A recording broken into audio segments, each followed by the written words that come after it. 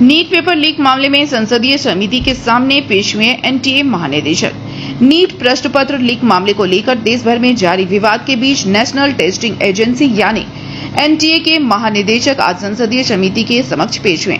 मामले की गंभीरता को देखते हुए समिति ने इससे पहले केंद्रीय शिक्षा सचिव और एनटीए डीजी को तलब किया था। नई दिल्ली में आयोजित इस महत्वपूर्ण बैठक में नीट पेपर लीक मामले की जांच प्रगति रिपोर्ट की समीक्षा की गई।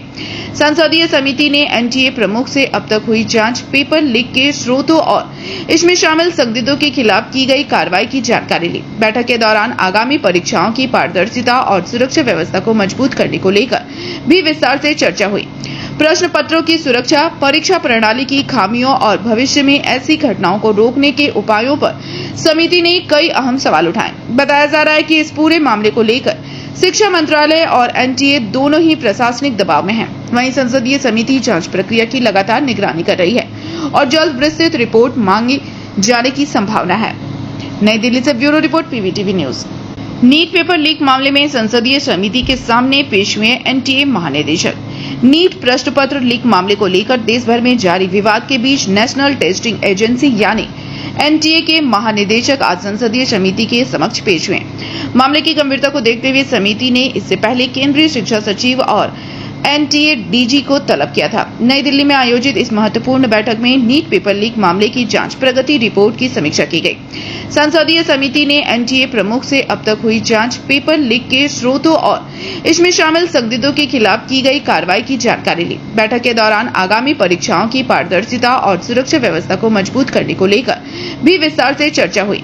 प्रश्न पत्रों की सुरक्षा, परीक्षा प्रणाली की खामियों और भविष्य में ऐसी घटनाओं को रोकने के उपायों पर समिति ने कई अहम सवाल उठाए। बताया जा रहा है कि इस पूरे मामले को लेकर शिक्षा मंत्रालय और एनटीए दोनों ही प्रशासनिक दबाव में हैं। वहीं संसदीय समिति जांच प्रक्रिया की लगातार निगरानी कर रही है और जल्द विस्तृत रिपोर्ट मांगी जाने की संभावना है। नई दिल्ली से ब्यूरो रिपोर्ट, पीवीटीवी न्यूज।